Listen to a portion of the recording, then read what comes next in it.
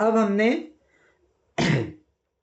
एक और चीज यहां पर देखी, हम यदि सारे नियम एक साथ लिख लें अभी तीनों संधि के, पहले नियम में हमने देखा समान सवर्ण से जुड़ा, हाँ समान, तो आया उत्तर दीर्घ। ये नियम हम लाइन से लिख ले रहे हैं। दूसरे नियम में हमने पढ़ा कि अवर्ण इवर्ण से जुड़ा, तो आया ए।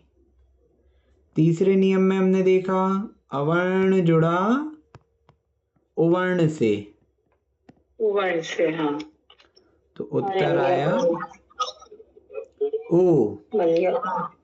फिर चौथे नियम में हमने देखा अवर्ण जुड़ा, म्यूट कर लीजिए प्लीज, किसी का म्यूट नहीं है, रिवर्ण से जुड़ा, तो इसका उत्तर आया अर। भैया जी अच्छा, ये जो गुण संधि के 3 नियम हैं, हाँ जी, इसमें रिवर्ण और रिवर्ण नहीं होगा क्या? लिवर्ण भी होगा, लिवर्ण का भी लिख देता हूं, एक्चुअली वो उपयोग में नहीं आता तो इसलिए नहीं लिखा था। अवर्ण लिवर्ण से जुड़ा, ये भी गुण संधि में ही आएगा। हाँ ये भी गुण से, इसका आएगा अल, ठीक है। और फिर उसके बाद अपन ने पढ़ा वृत्ति संधि में अवर्ण ए या आई किसी से भी जुड़ा तो हो गया आई। और फिर अपन ने पढ़ा अवर्ण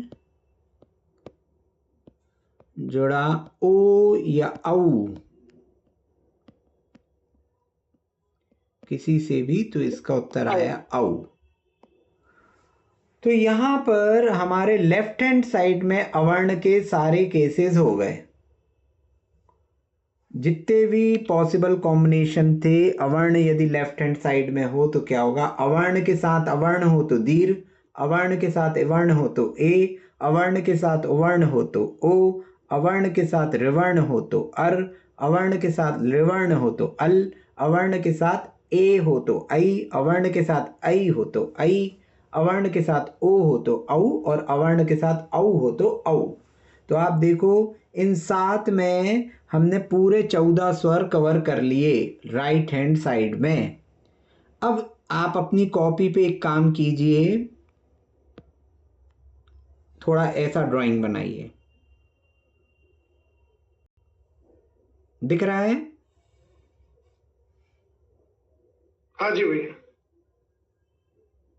जैसे खंड वाली कॉपी होती थी ना पहले,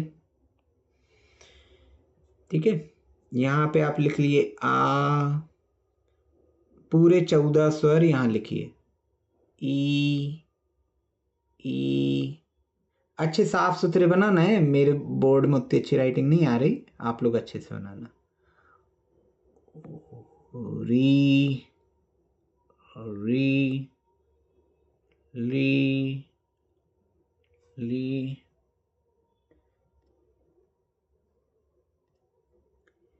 ए आई ओ औ।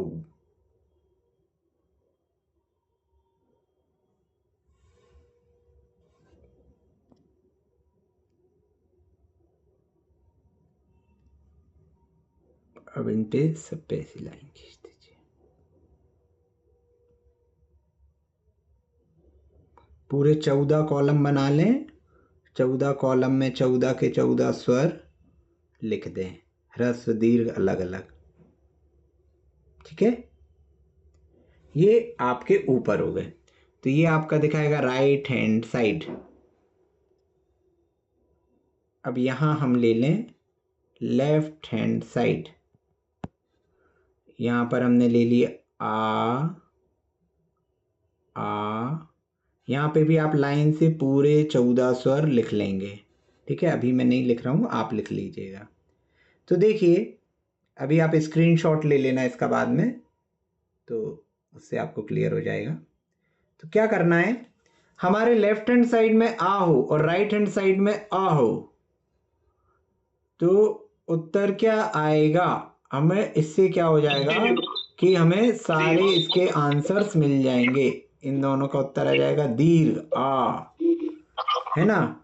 आ यदि आ से मिलेगा तो क्या हो जाएगा, ये दोनों कौन सी हो गई आपकी, दीर्घ संधि। इसमें कोई किसी को समस्या, नहीं। ठीक है। अब आ जुड़ा ई से तो क्या होगा ए, फिर आ जुड़ा ई से दीर्घ ई से तो उत्तर ए, आ जुड़ा ऊ से तो उत्तर ओ, ओ, आ जुड़ा ऊ से। आपको अगर ये अकेले याद है तो भी आपका काम हो जाएगा। आ जुड़ा री से तो आपका उत्तर आया अर, आ जुड़ा दीर्घ री से तो भी उत्तर आया अर, आ जुड़ा रस री से तो उत्तर आएगा अल, और दीर्घ में भी उत्तर आएगा अल। आ जुड़ा ए से तो उत्तर आया आई, आ जुड़ा, किसी का म्यूट नहीं है प्लीज म्यूट कर लीजिए। आ जुड़ा आई से तो उत्तर आया आई, आ जुड़ा ओ से तो उत्तर आया औ, और आ जुड़ा औ से तो उत्तर आया औ।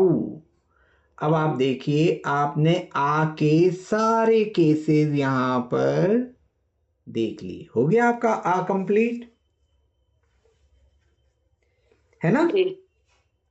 सेम चीज कहां हो जाएगी, क्योंकि अवर्ण के सारे केस एक से हैं तो दीर्घ आ के लिए भी यही का यही रिपीट हो जाएगा। मैं लिख नहीं रहा हूं, इसमें निशान लगा दिए मैंने। तो आपके दो स्वर लेफ्ट हैंड साइड में पूरे हो गए, है ना।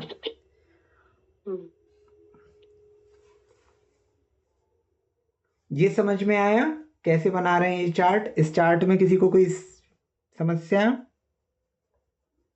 नहीं भैया, ठीक है। तो ऐसे आप पूरा 14x14 का 14 रोज और 14 कॉलम ऐसा एक बना लें। 14 स्वर पूरे खड़े में लिख लें और 14 स्वर आड़े में, तो कल अपना ये चार्ट कंप्लीट हो जाएगा। कल आपकी जो दो संधि बची हैं, है ना, यण संधि और अयादि संधि, तो ये दोनों अपन पूर्ण कर लेंगे तो आपका स्वर संधि कंप्लीट हो जाएगा। ये जो संधियां हैं, ये जो 7 नियम लिखे हैं, ये आप अलग से लिख लें तो क्या है, ये आपके उपयोग में आते रहेंगे। ठीक है, कोई प्रश्न किसी को अभी तक के में। कल का होमवर्क अपन ने अभी नहीं पढ़ा है ना, उसको कर लेते हैं। क्या थे प्रश्न, हाँ, सिद्धेश्वर पापाचरण, आप लोगों के होमवर्क तो ऑलमोस्ट सही थे, लेकिन क्या समस्या है कि ऐसा लगा हमको कि कुछ शब्दों का हमें नॉलेज नहीं है, जिस कारण से हमको ये नहीं पता कि ये क्या है, तो उस कारण से कुछ उत्तर जो हैं वो गलत भी हुए हैं। तो जैसे हमने लिया सिद्धि, अब इसको किसी ने सिद्धि को दीर्घ लिख दिया तो सिद्धि ऐसा होता है, सिद्धि धन ईश्वर, पाप धन आचरण, पापाचरण,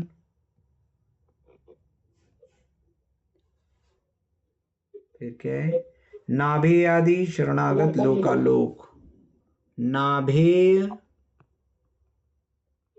धन आदि, नाभेय आदि शरणागत, शरण धन आगत,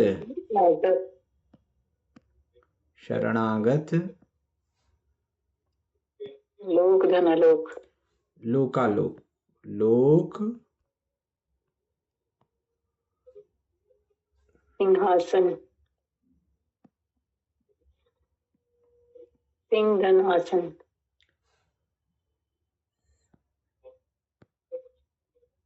अच्छा, एक चीज बताइए, आप सामान्य से जो घर में नाम रखते हैं बच्चों के, उसमें आलोक नाम सुना है आपने, आलोक नाम सुना है कभी? आलोक। तो ये लोकालोक होगा कि लोक धन आलोक होगा? लोक धन आलोक होगा, क्योंकि भैया जी आलोक, ये जो अपन लोक का वर्णन पढ़ते हैं, उसमें लोक के चौद्रव्य के बाहर का स्थान को आलोक बोलते हैं, आलोक तो नहीं बोलते हैं। आलोक का तो मीनिंग अलग है ना। हाँ, आलोक आलोक मतलब है प्रकाश होता प्रकाश है ना। हाँ, और आलोक हाँ तो ये जो हमने दिया था, ये जो आपका हिंदी का अभिषेक पाठ पढ़ चलता है ना, जय जय भगवंते सदा, उसमें से लिया था शायद तक। तो लो ज्ञान आवर्णी दर्शन आवर्णी बने कर्म मोहनी अंतराय चारों हने लोकालोक विलोक क्यों केवल ज्ञान में। तो यहाँ पे क्या है, यहाँ पे अलोक है, क्योंकि लोक और अलोक का आपने अवलोकन किया काय में, केवल ज्ञान में। तो देखो अलोक शब्द भी है और आलोक शब्द भी है। तो आलोक से भी लोकालोक बनेगा और अलोक से भी लोकालोक बनेगा। तो हमको ये पता होना चाहिए कि कौन सा प्रसंग चल रहा है ना। तो जो प्रसंग चल रहा है उसके हिसाब से रहेगा, वरना हम कहें लोकालोक ही होगा, लोकालोक। यदि लोक के प्रकाश की बात हो रही है तो लोका धन आलोक हो जाएगा, लोक का प्रकाश है ना। आलोक यानी प्रकाश। अवर्ण है दोनों, तो दोनों बन सकते, दोनों ही राइट होंगे। हाँ, दोनों ही सही होंगे, लेकिन लोकालोक अब आपने लिखा हुआ पढ़ लिया, अब आपको विच्छेद करना है। यहाँ तो आप संधि कर रहे हो, लेकिन आपको विच्छेद करना है। तो आप लोकालोक से क्या लोगे, लोक का प्रकाश लोगे कि लोक धन आलोक लोगे। तो ये आपको देखना पड़ेगा कि प्रसंग क्या चल रहा है। आगे पीछे जो पढ़ोगे तो उससे आपको पता चलेगा कि किस संदर्भ में बात चल रही है, उसके हिसाब से। अगर सामान्य से पूछा जाए किसी को, अगर ये नहीं पता है लोकालोक के बारे में, सामान्य तो से दोनों किसी से फिर पूछा सही जाए किए जाएंगे। दोनों ही सही है। हाँ, देखो सिंह धन आसन सिंहासन, आपने यदि रामायण वगैरह ध्यान से देखी होगी तो उसमें आप एक चीज गौर करना कि जितने भी सिंहासन बने होते थे उसमें जो हत्थे हैं ना, जहाँ पे हाथ रखते थे राजा लोग, तो उस हत्थे में देखना शेर का मुंह बना रहता है ना। इसी प्रकार कुंडलपुर के बड़े बाबा के नीचे आपने देखा होगा दो शेर बने हुए हैं, एक इस साइड मुंह किया हुआ, एक इस साइड। तो ये सिंहासन का प्रतीक होते हैं कि सिंह का आसन है। तो ये इसलिए नहीं कि शेर का चिन्ह है, क्योंकि शेर का चिन्ह बनाना होता तो एक ही शेर बनाया होता, लेकिन दो शेर बनाए, देखा ना कुंडलपुर में बड़े बाबा के नीचे। तो वो सिंहासन के प्रतीक हैं। ऐसी पुरानी कई प्रतिमाओं में आपको नीचे शेर दिखेंगे, तो वो सिंहासन के प्रतीक हैं कि सिंह का आसन है। सिंह का आसन से तात्पर्य ये रहता है कि सिंह पे कौन बैठ सकता है, जो वीर होता है वो बैठता है, हर कोई नहीं बैठ सकता। तो सिंह का आसन का मतलब है कि ये वीर पुरुष हैं, महापुरुष हैं, इसलिए सिंहासन। हाँ, हर कोई थोड़ी बैठ सकता। अलोकाकाश, अलोक धन आकाश, ज्ञानावरणी ज्ञान धन आवर्णी, जन्माष्टमी जन्म धन अष्टमी, पुष्पांजलि पुष्प धन अंजलि, प्राचीश। इसमें प्राची में बहुत से लोगों ने बड़ी ई की मात्रा लगाई है, कई लोगों ने छोटी ई की मात्रा लगाई है। जो प्राचीश, देखो संधि तो दोनों में सही आएगी, चाहे छोटी ई की मात्रा लो चाहे बड़ी ई की मात्रा लो, क्योंकि वो तो इवर्ण है लेकिन प्राची होता है ना। छोटी की बड़ी की मात्रा, बड़ी की मात्रा वाला प्राची होता है। कई लोगों ने नेमीश्वर में, म्यूट कर लीजिए प्लीज, कई लोगों ने नेमीश्वर में नेम धन ईश्वर लिखा है। तो नेम धन ईश्वर करेंगे तो क्या हो जाएगा, नेम धन ईश्वर अगर कर देंगे, ऐसा बहुत से लोगों का आएगा कि नेम धन ईश्वर कर दिया, है ना। तो ये अवर्ण और अवर्ण हो गया, तो ये तो ए हो जाएगा, तो नेमेश्वर हो जाएगा। यहाँ क्या होगा, नेमी, और कई लोगों ने इसको नेमी किया है और कई लोगों ने इसको नेमी किया है। तो अपन जो नेमीनाथ भगवान पढ़ते हैं वो नेमी ह्रस्व ई है, वहां सही नेमी में भी आएगा, लेकिन नेमी अपन वो नहीं है, नेमी उनका नाम है, ह्रस्व वाला दीर्घ वाला नहीं है। तो इसीलिए नेमी धनीश्वर वो सही होगा। फिर श्री गिरीश, गिरिधन ईश, श्रीधन ईश शिरीष, विष्णुदय, विष्णु धन उदय, विष्णुदय, और रविंद्र, तो रवि धन इंद्र। रवि में ह्रस्वी की मात्रा आती है, लेकिन जब रविंद्र लिखते हैं, बहुत से लोग रविंद्र को ऐसे लिख देते हैं, रविंद्र, रविंद्र नहीं होता है, रविंद्र होता है, रविंद्रनाथ टैगोर।